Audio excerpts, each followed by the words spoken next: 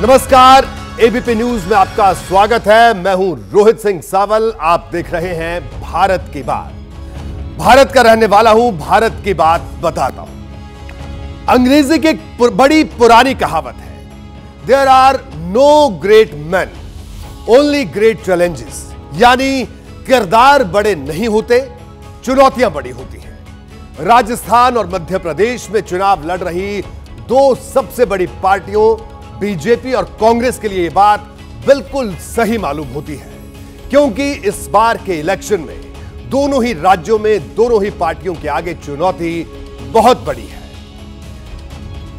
पहले बात करते हैं राजस्थान की, जहां 25 नवंबर को यानी 12 दिन बाद वोटिंग है। लेकिन सवाल है, अभी वहां का सीन क्या है? क्या 30 साल का रिवाज तोड़कर गहलोत दोबारा सीएम बनेंगे या बीजेपी उन्हें गद्दी से उतार देगी? रैलियों में और कैमरों के सामने तो कांग्रेस अपनी जीत का दावा कर रही है और बीजेपी अपनी जीत का। कांग्रेस और बीजेपी के दावे देख लीजिए। इसके बाद मेरे पास आपके लिए एक बहुत बड़ी खबर है। पिछले 5 साल में राजस्थान मॉडल बना है और उसी से घबराए हुए हैं प्रधानमंत्री। उसी से परेशानी होती है प्रधानमंत्री को, क्योंकि उनके पास कोई और मुद्दा नहीं है।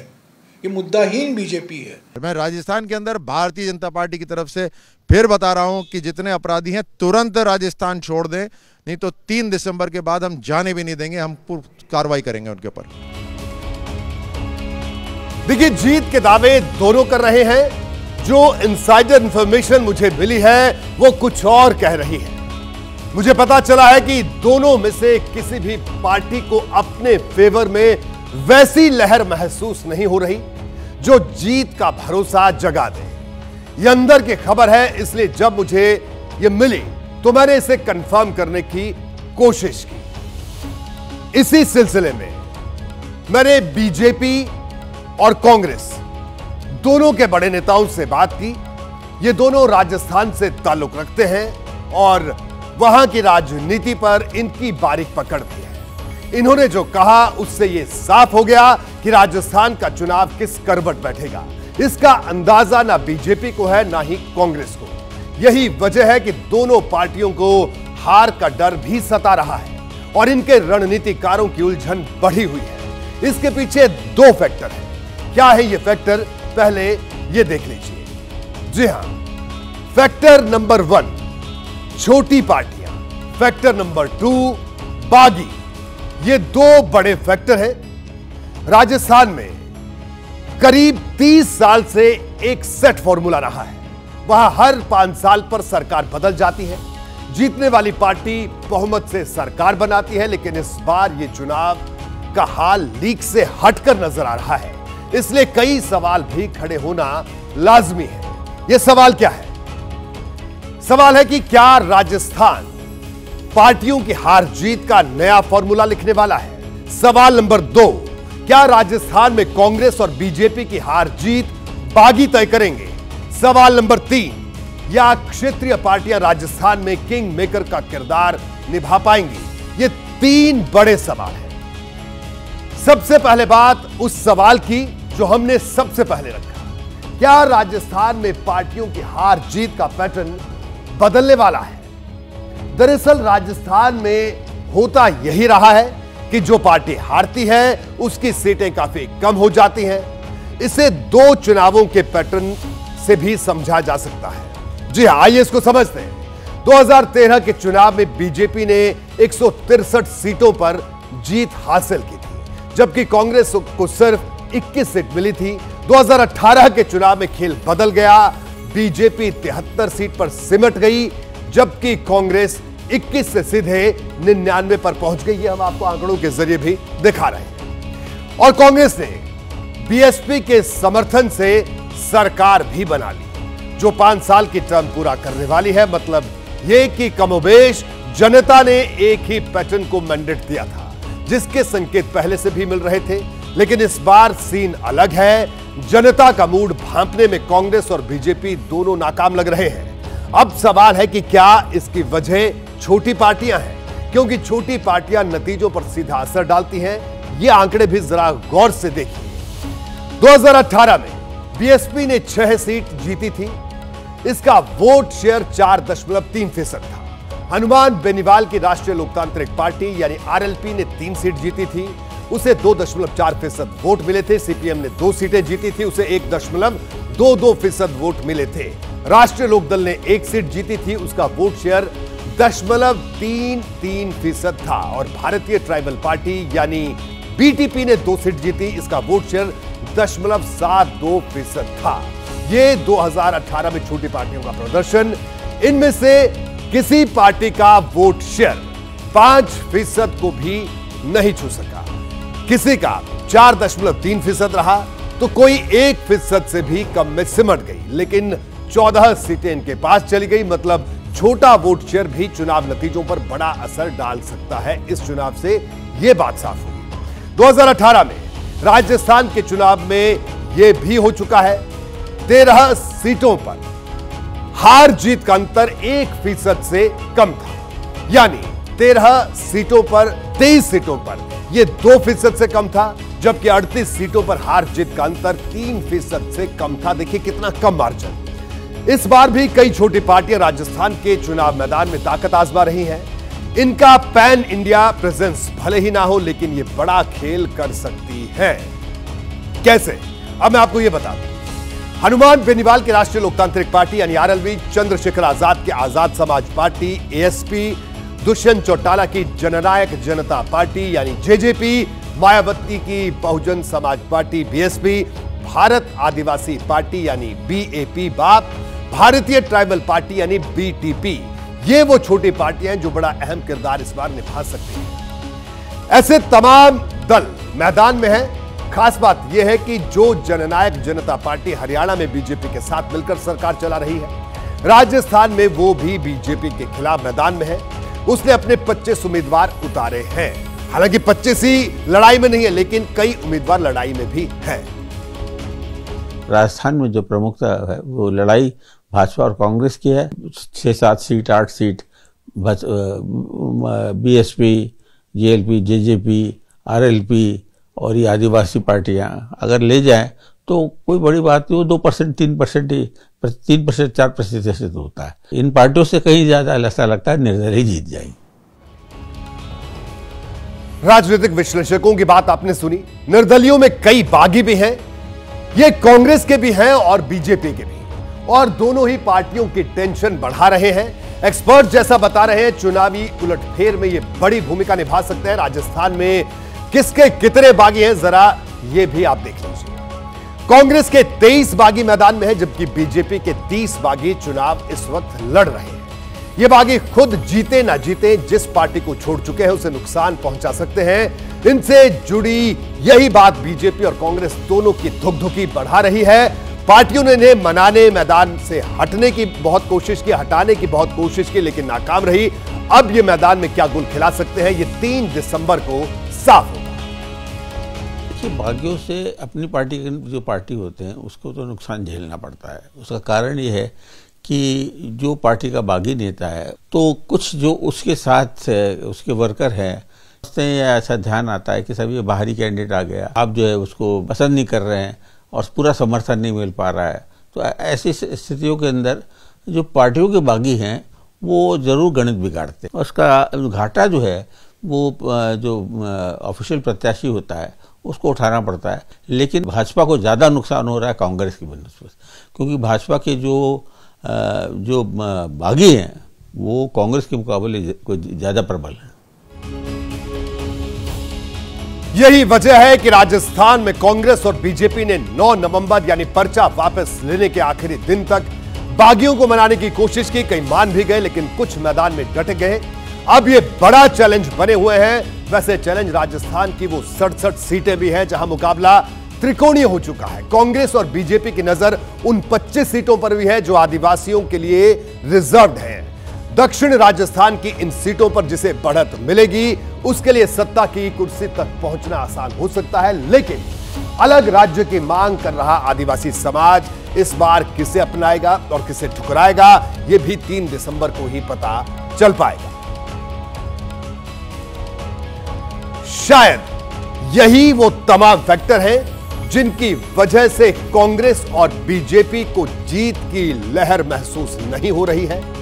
नतीजा यह है कि कांग्रेस सीएम फेस बदलने और बीजेपी सीएम फेस के ऐलान की हिम्मत नहीं जुटा पाई है।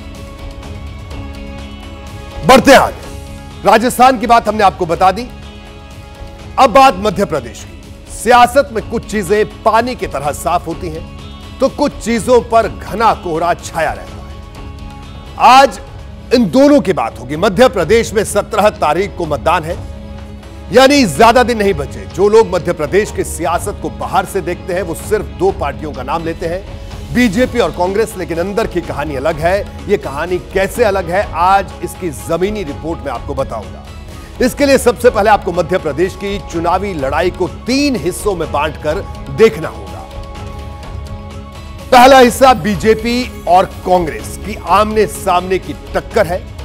ऐसी सीटों की संख्या 160 के करीब है जहां बीजेपी और कांग्रेस सीधे लड़ रही है। दूसरा हिस्सा जहां क्षेत्रीय दलों ने ताकत लगाई, ऐसी सीटों की संख्या 46 है, जिसमें सबसे ज्यादा सीटों पर बीएसपी गठबंधन असरदार दिखाई दे रहा है।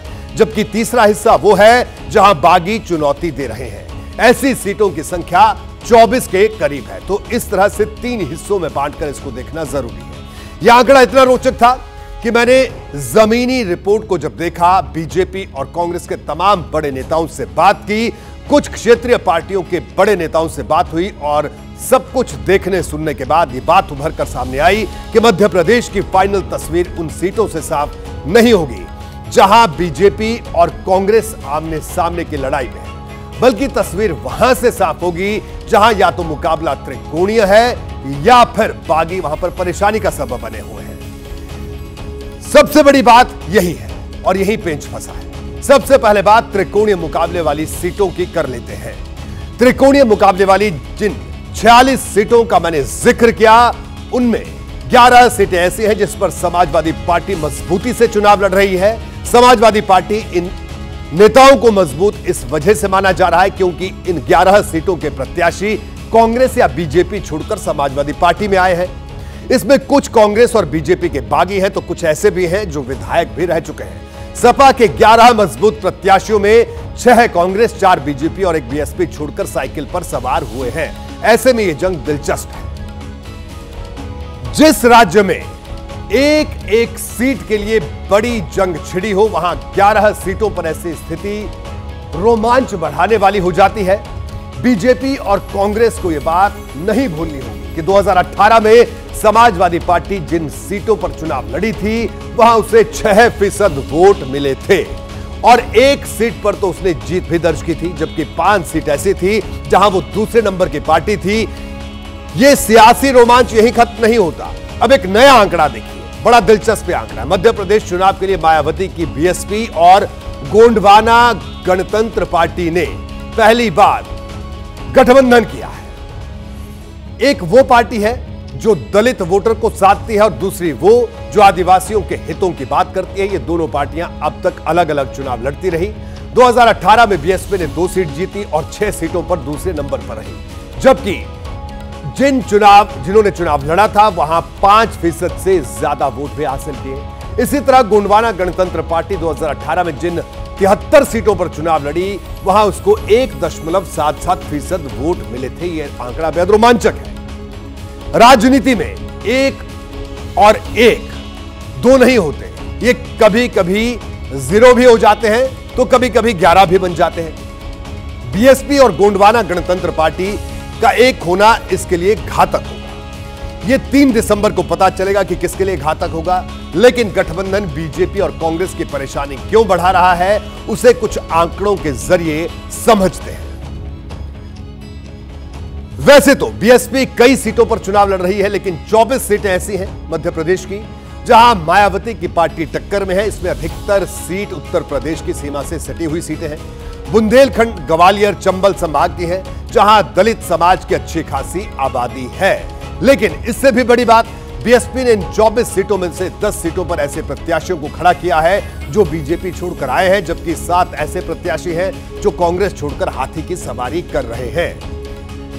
मध्य प्रदेश की आबादी में अनुसूचित जाति के लगभग 16% वोटर हैं, जबकि आदिवासी वोटर 21% के आसपास हैं। यानी दोनों को जोड़ दिया जाए तो यह आंकड़ा 37% के करीब हो जाता है। इसलिए आंकड़ा बड़ा दिलचस्प है। बीएसपी और गोंडवाना गणतंत्र पार्टी की नजर इसी वोट बैंक पर भी है। इन पार्टियों का सबसे ज्यादा जोर उन्हीं सीटों पर है जो अनुसूचित जाति और आदिवासियों के लिए आरक्षित है। सभी विरोधी पार्टियों की रही सरकारों में आपके प्रदेश सहित पूरे देश में भी सर्व समाज में से विशेषकर दलितों, आदिवासियों, पिछड़े वर्गों, मुस्लिम लोगों का भी पूर्ण रूप से विकास में उत्थान आदि नहीं हो सका है। एक तरफ मायावती यूपी से सटे हुए हिस्से में अपनी परंपरागत वोट को जोड़ने निकली है, तो दूसरी तरफ गोंडवाना गणतंत्र पार्टी का पूरा जोर महाकौशल इलाके में है, जहां वो पहले के चुनावों में असरदार दिख चुकी है। 11 ऐसी सीटें हैं जहां गोंडवाना गणतंत्र पार्टी मजबूती के साथ मैदान में है, और यही वो सीटें हैं जो चुनावी नतीजों के बाद बीजेपी और कांग्रेस के लिए खतरा बन सकती है। बहुजन समाजवादी पार्टी या समाजवादी पार्टी जो नुकसान करेगी वो वहीं करेगी जहां उम्मीदवार दमदार है। जैसे मध्य प्रदेश में होता है, हर चुनाव में होता है, 2, 4, 5 सीटें ऐसी होती हैं जो बीएसपी और एसपी के लोग जिस पर जीतते रहते हैं। मध्य प्रदेश का पिछला नतीजा बताता है कि राज्य में सियासी हालात कैसे हैं। 1% वोट भी अगर खिसका तो 5 साल तक इसका असर दिखाई देगा। 2018 में जब चुनाव हुए थे तब बीजेपी और कांग्रेस के बीच आधे फीसद से भी कम वोट का अंतर था, और कई ऐसी सीटें थी जहां हार जीत का अंतर बहुत कम था। 10 सीटों में तो ऐसी थी 10 सीटें जहां हार जीत का अंतर 1000 वोट से भी कम का था। 8 सीट ऐसी थी जहां हार जीत का अंतर 1000 और 2000 वोट के बीच का था, और 12 ऐसी सीटें थी जहां हार जीत का अंतर 2000 और 3000 वोट के बीच था। 7 सीटें ऐसी थी जहां हार जीत का अंतर 3000 से 4000 वोट के बीच था, और 9 सीटें ऐसी थी जहां हार जीत का अंतर 4000 से 5000 वोट के बीच में था। यानी 2018 में कुल 46 ऐसी सीटें थी जहां हार जीत का अंतर 5000 वोट से भी कम था। लेकिन इस बार के हालात बताते हैं कि ऐसी सीटों की संख्या में बढ़ोतरी हो सकती है। मैंने अभी आपको क्षेत्रीय पार्टियों का दमखम दिखाया जो करीब करीब 46 सीटों पर मुकाबले को त्रिकोणीय बना रही हैं। अब बात उन 24 सीटों की जहां बागियों ने मुकाबले में रोमांच भर दिया है। यह आंकड़ा भी बड़ा दिलचस्प है। 11 सीटों पर कांग्रेस के बागी नेता चुनाव लड़ रहे हैं। इनमें 1 सीट पर पूर्व सांसद भी कांग्रेस से नाराज हैं, जबकि 14 सीटों पर बीजेपी के बागी नेता भी मैदान में। इनमें 3 पूर्व विधायक हैं जिन्हें पार्टी से टिकट की आस थी, और जब आस टूटी तो खेल बिगाड़ने वो भी मैदान में उतर आए हैं। यह आंकड़ा भी दिलचस्प है।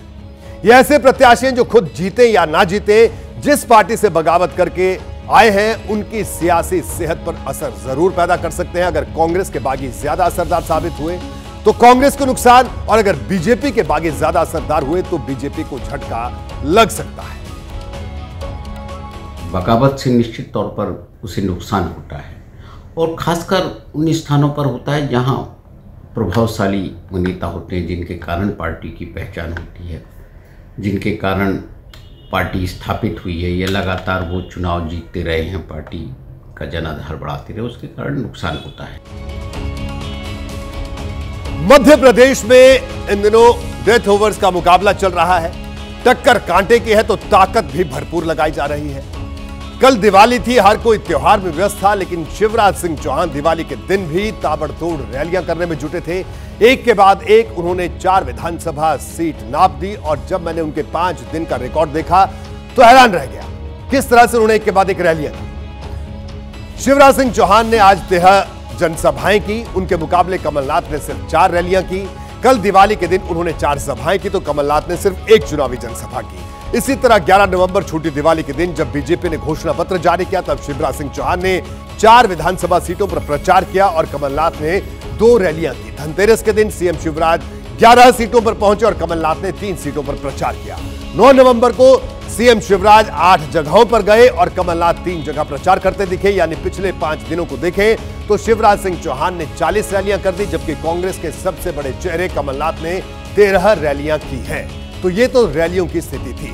ये बात ठीक है कि बीजेपी इस बार सामूहिक नेतृत्व में चुनाव लड़ रही है, लेकिन शिवराज सिंह चौहान जानते हैं कि मुख्यमंत्री वही हैं और हार जीत की जिम्मेदारी उन पर आएगी। शिवराज सिंह चौहान अब तक करीब 150 सीटों पर चुनाव प्रचार कर चुके हैं और अगर वो इसी रफ्तार से चलते रहे तो वो 230 में से 180 सीटों पर चुनाव प्रचार कर लेंगे।